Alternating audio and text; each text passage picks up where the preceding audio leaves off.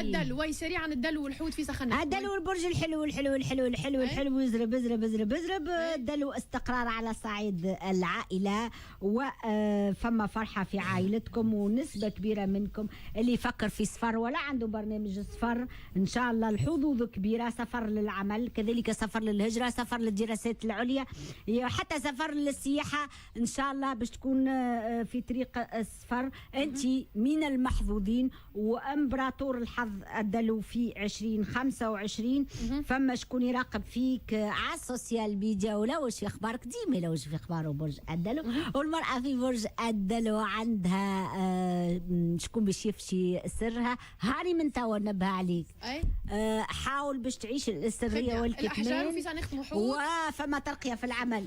العقيق السليماني البرج الدلو، العقيق حجر الوجاهة والهبة والحماية، ويجلب لك الحظ في 2025.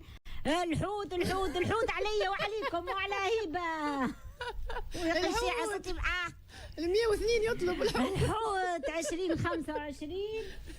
الحوت يقرا ويفهم وجوه الناس لكن ما يحبش يظهر. الحوت شخصيه قويه برشا، وباش يحصل على حاجات ياما كان يحلم بهم.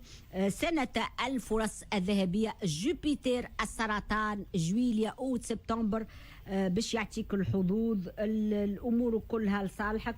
اطلب وتمنى يا حوت. فعل قانون الجذب يا برج الحوت، لان روحانيتك عاليه وعندك فتح في العين الثالثه. سنه التعويضات على ما فات، سر جاذبيتك في الكرم تاعك يا حوت. حجر القمر هو اللي باش يجلب لك الطاقه الايجابيه، وباش تكون كل قمره مضوي علينا مع حجر القمر. انت الرابح الاول يا برج الحوت. برج الكيوت، شل عام مزيان بالحظ مليان.